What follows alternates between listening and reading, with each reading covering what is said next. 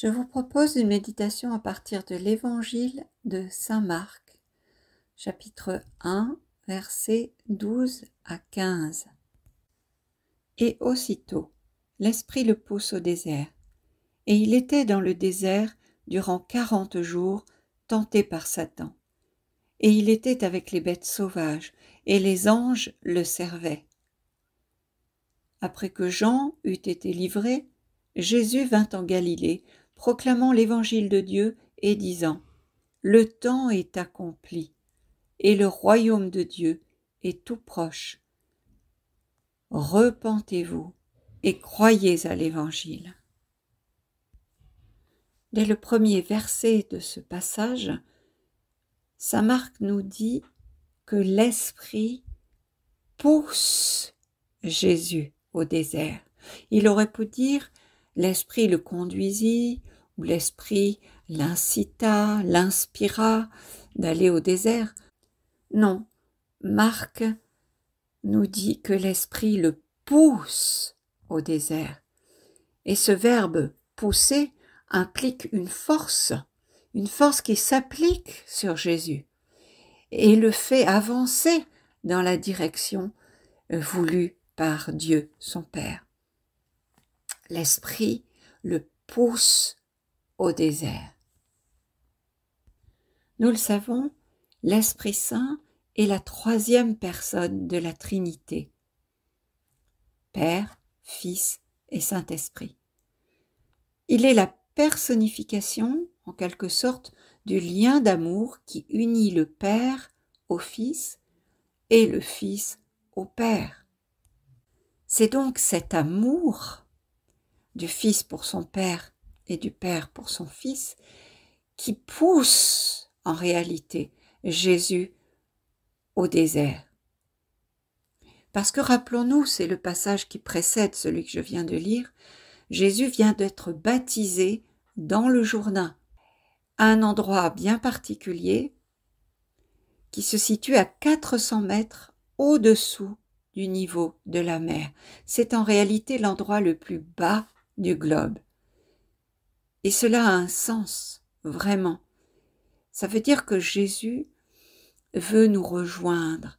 Il veut rejoindre celui qui est même le plus éloigné de Dieu, parce qu'il est venu sauver ceux qui étaient perdus. Et lorsque Jésus sort de l'eau, voici ce que nous dit Marc dans le passage précédent. Aussitôt remontant de l'eau, il vit les cieux se déchirer et l'Esprit comme une colombe descendre vers lui. Et une voix vint des cieux : Tu es mon Fils bien-aimé, tu as toute ma faveur. L'évangéliste Luc nous dit, lui, Tu es mon Fils bien-aimé, en toi j'ai trouvé ma joie. Donc on peut dire que l'Esprit, qui est la relation d'amour mutuel entre le Père et le Fils, pousse Jésus à aller au désert, dans ce lieu que saint Marc décrit comme habité par les bêtes sauvages, au milieu des bêtes sauvages, nous dit-il. C'est comme si Jésus revenait à cette situation première décrite dans la Genèse, où l'on nous montre Adam et Ève dans un jardin, le jardin de la création, avec toutes ces bêtes sauvages, tout ce que Dieu a pu créer avant de créer l'homme. Ce jardin des origines. Donc c'est comme un retour aux origines. Parce que oui, ces 40 jours au désert, qui font référence aussi aux 40 ans de l'exode du peuple hébreu dans le désert avant d'arriver en terre promise, qui font référence aux 40 jours passés par Moïse au sommet de la montagne avant de recevoir les tables de la loi.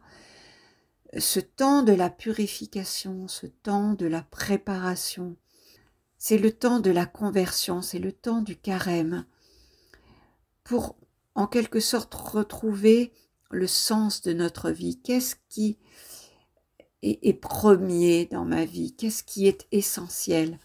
Le sens de notre vie spirituelle, ce premier amour de la créature pour son Créateur. Après le péché originel, dans le jardin d'Éden, Adam et Ève se sont cachés de Dieu. Le péché les a fait entrer dans une peur, une méfiance vis-à-vis de Dieu. Dieu n'est plus le seul à parler à leur cœur. Il y a aussi le démon. Le démon a pris un certain pouvoir sur le cœur des hommes. C'est pourquoi le prophète Osée, en Osée 2, verset 14, rapporte cette parole de Dieu qui nous est adressée. C'est pourquoi, voici, je veux l'attirer, il parle de l'homme et de la femme, sa créature, et la conduire au désert, et je parlerai à son cœur. Donc dans ce désert, dans ce lieu sauvage où il semble que le temps n'est pas pris, où rien ne change, comme si tout était tel qu'à l'origine, il y a cette idée de revenir à ce temps premier, là où Adam et Ève ont péché en écoutant le démon, pour en quelque sorte confesser notre désir de revenir dans une relation d'amour avec Dieu, une relation de soumission, comme le dit Jacques au chapitre 4, verset 7. Il nous dit « Soumettez-vous à Dieu, puis résistez au diable, et il fuira loin de vous. » Ce que n'ont pas fait nos ancêtres, Adam et Ève. Quand nous ouvrons le dictionnaire, voici la définition que nous trouvons pour le mot désert. Lieu où les conditions de vie sont hostiles pour les plantes et les animaux. Le manque de végétation expose la surface non protégée au processus de dénudation. Le désert est donc un lieu où nous sommes exposés. Il n'y a pas d'abri, pas de protection. Rien qui puisse nous permettre d'échapper au regard de Dieu, qui voit tout. Pas moyen de se cacher, contrairement à ce qu'ont fait Adam et Ève. En Genèse 3, on nous dit, lorsqu'ils eurent péché, ils connurent qu'ils étaient nus et se cousirent des pagnes avec des feuilles de figuier. Et ils se cachent du regard de Dieu. Le texte nous dit que Dieu les appelle et les cherche. Ils se sont cachés. Dans le désert, dans ce lieu de solitude et de vie sauvage, il n'est pas possible de se cacher. Dans le désert, la personne n'a plus rien d'extérieur à quoi se raccrocher, aussi bien visuellement, puisqu'il n'y a rien, tout est dénudé, que en termes d'activité, que pourrions-nous faire dans le désert? Il n'y a pas de distraction. On peut alors retrouver l'usage de ces sens spirituels, ceux qui nous font voir l'invisible. L'évangéliste Marc nous dit « Et les anges le servaient », mais aussi il fut tenté par Satan. Jésus entre donc pleinement en contact avec l'invisible, où se côtoient à la fois les créatures spirituelles qui servent Dieu, les anges, et les mauvais anges que sont les esprits, les démons, serviteurs de Satan. L'invisible est le monde où évoluent les esprits mauvais, les anges déchus, aussi bien que les anges de Dieu. Ainsi, dans le désert, l'esprit s'ouvre aux réalités du monde invisible. C'est le lieu où j'apprends à exercer le discernement des esprits, dont nous parlent les pères de l'Église. Et dans ce désert, le démon ne parvient pas à tromper Jésus, car il se met à découvert. Et on le sait, le démon a horreur de se montrer à la lumière. Dans le désert, il ne peut pas se cacher au regard divin, car le démon adore agir et il agit toujours en cachette, par ruse et à travers aussi diverses portes d'entrée dans notre vie de tous les jours. Il peut entrés par différentes addictions, que ce soit l'alcool, la cigarette, que sais-je, différentes affections, ce qu'on appelle les liens d'âme, les personnes avec qui l'on a pu vivre une relation affective ou sexuelle, des objets qui nous entourent, des souvenirs, des choses qui sont chargées affectivement, des livres, des films, des musiques, qui peuvent véhiculer des messages qui sont très éloignés de la foi en Dieu, qui peuvent être même malsains, et sans qu'on s'en rende vraiment compte, influencer notre esprit. Et puis il y a les pratiques qu'on connaît bien, l'occultisme, le spiritisme, la divination, toutes ces pratiques que Dieu a en horreur, nous dit-on dans l'Ancien Testament. Le temps du désert, donc celui du carême, est ce lieu où nous pouvons mettre à la lumière, discerner toutes ces pratiques, toutes ces choses qui font partie de notre vie, qu'elles peut-être on s'est habitué sans vraiment trop se poser de questions. C'est le temps de les remettre en question, de les remettre à Dieu, de sorte de se dépouiller, de se débarrasser de ce qui entrave notre relation avec lui. Le désert est le lieu du dépouillement. C'est aussi le lieu de la soif. Dans Apocalypse 21, verset 6, Jésus dit à Saint Jean, « Je suis l'alpha et l'oméga, le commencement et la fin. À celui qui a soif, je donnerai de la source de l'eau de la vie gratuitement. » Et souvenons-nous, dans l'évangile de Jean au chapitre 4, Jésus rencontre la Samaritaine près du puits de Jacob, qui est situé dans l'ancien royaume du Nord, donc en terre samaritaine. Et Jésus lui dit « Donne-moi à boire ». En quelque sorte, cela veut dire « Sers-moi, sois à mon service, et je te donnerai, moi, l'eau qui étanchera pour toujours ta soif spirituelle, ta soif d'une vie véritable, ta soif d'amour véritable. » Ces deux soifs qui se rencontrent dans ce désert, au bord de ce puits, la soif de l'homme pour Dieu, avec la soif de Dieu pour les âmes. Un autre épisode que l'on peut trouver dans l'Ancien Testament, dans le livre de la Genèse, nous montre à quel point la soif de l'homme appelle une réponse de Dieu. C'est en Genèse 21.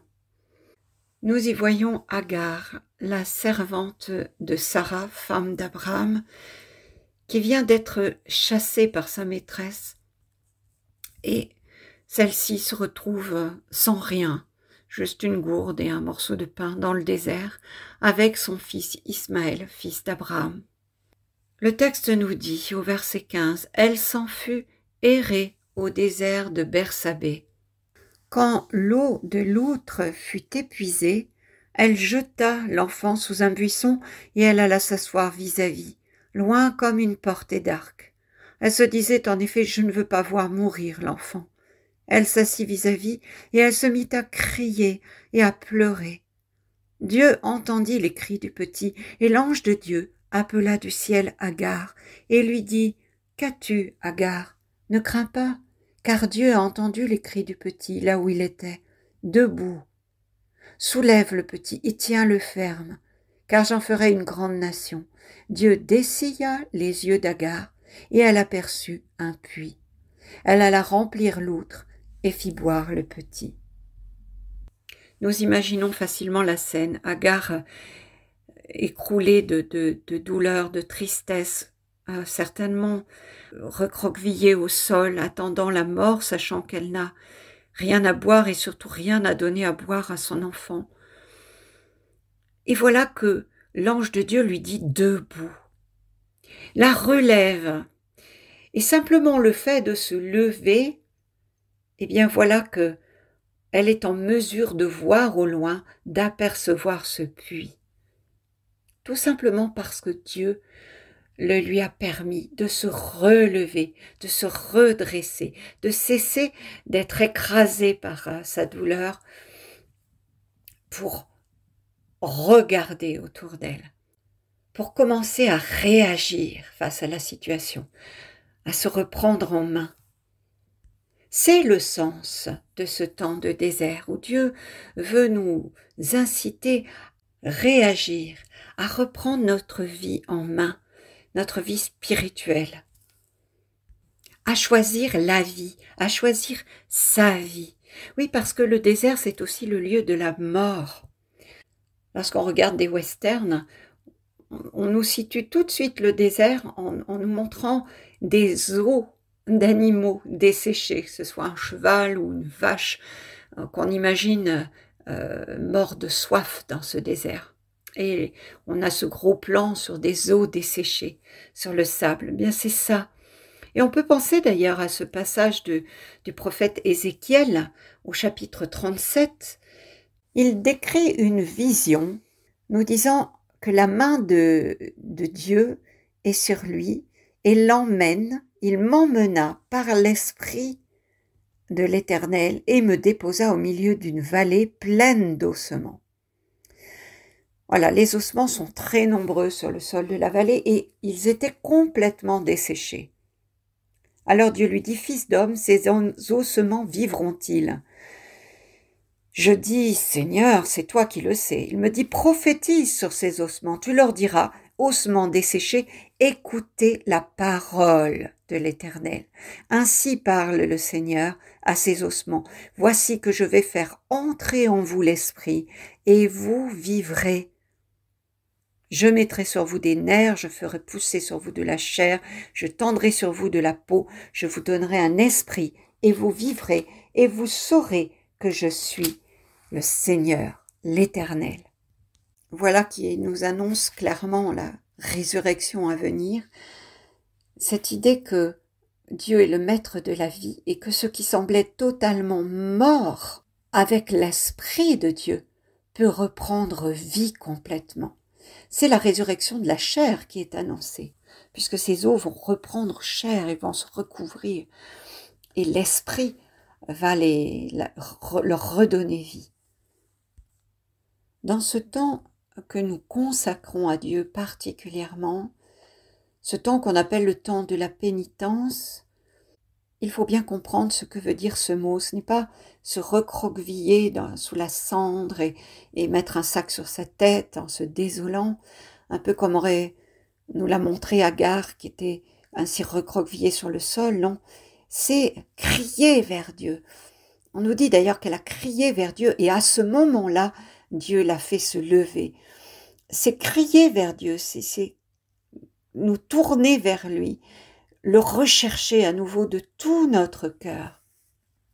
C'est le temps pour se convertir. L'étymologie du mot convertir, c'est le mot convertere en latin qui veut dire tourner, faire retourner, changer, remettre sur la bonne voie. Donc c'est vraiment se tourner vers Dieu de tout notre cœur. Se remettre sur le bon chemin si on s'en était écarté. Alors comme je le disais tout à l'heure, les 40 jours au désert de Jésus nous rappellent les 40 ans que le peuple hébreu a passé pendant l'exode dans le désert.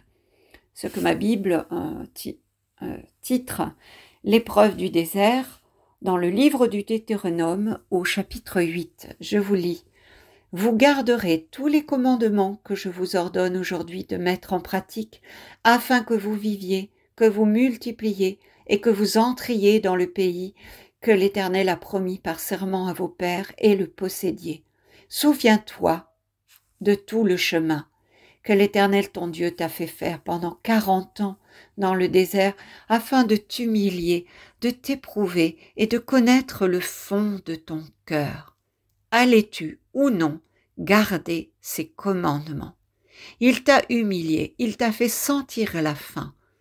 Et on nous le dit, Jésus a jeûné dans le désert.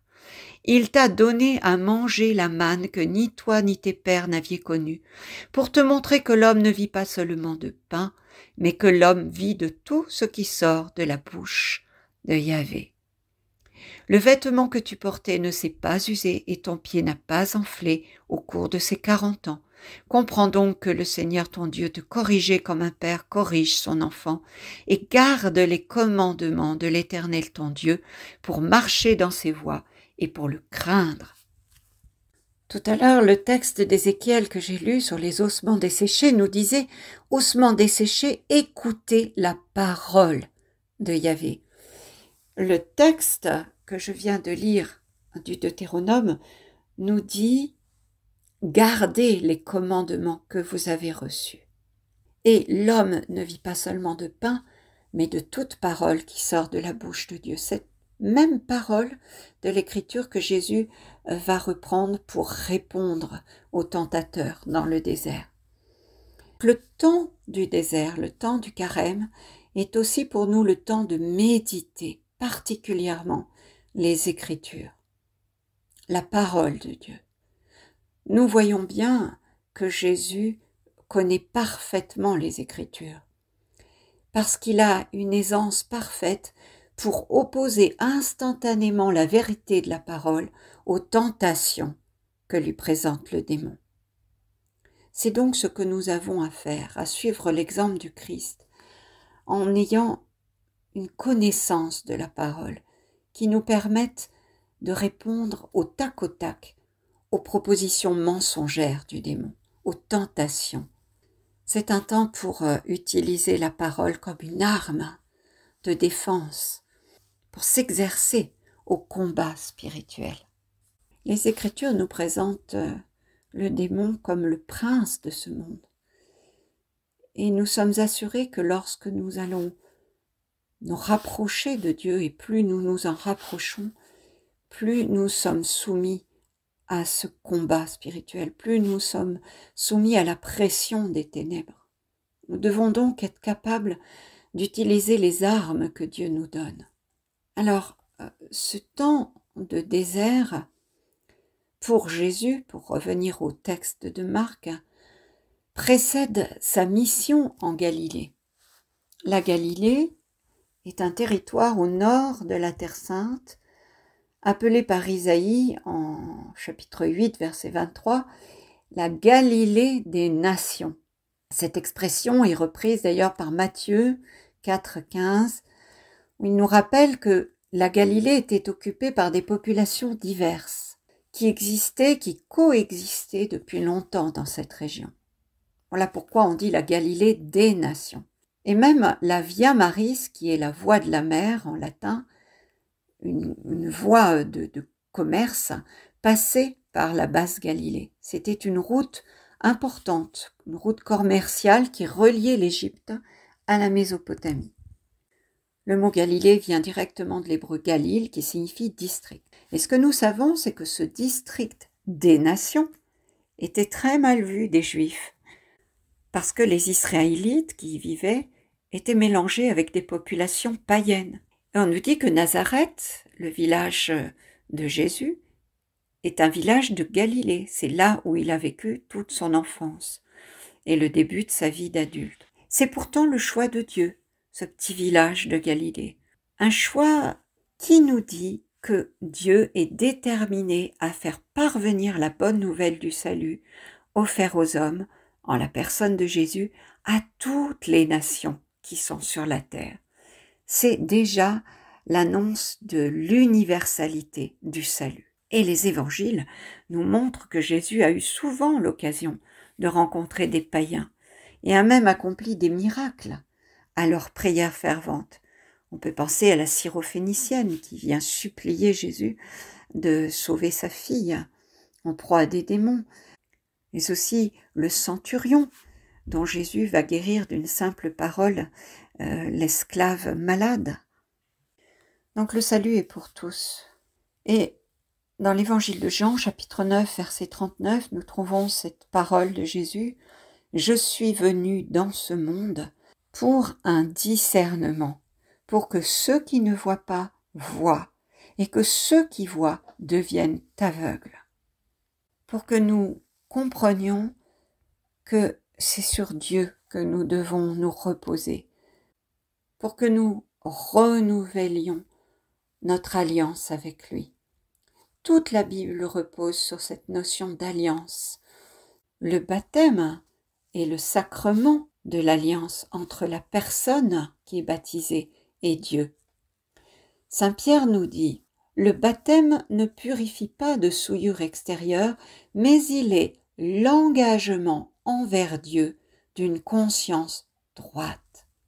Et la préfiguration du baptême, nous le trouvons dans la Genèse avec l'histoire du déluge, où Noé et sa famille sont sauvés du déluge parce que Noé s'est engagé envers Dieu à construire l'arche que Dieu lui a demandé de construire alors que rien ne le justifiait. Il construit un bateau en pleine terre, il n'y a pas d'eau, et pour tous ceux qui le voyaient construire son bateau, on peut imaginer que cela semblait complètement fou. Mais Noé a obéi. Il a obéi à cette parole, à cet ordre de Dieu. Il a cru en Dieu. Et l'arche les a protégés jusqu'à l'avènement de la nouvelle création. Et une nouvelle création qui ne supprime pas tout de l'ancienne d'ailleurs. Dieu crée du nouveau à partir de l'ancien. Il prend un couple de chaque espèce qui existait déjà pour leur permettre de traverser ce temps du déluge sains et saufs et renaître dans un environnement totalement renouvelé. Parce que le déluge a tout purifié. Il a purifié la terre du mal qui la rongeait. Voilà ce que Dieu veut pour chacun et chacune de nous. Je vous souhaite un bon carême. Merci pour votre écoute. Que Dieu vous bénisse.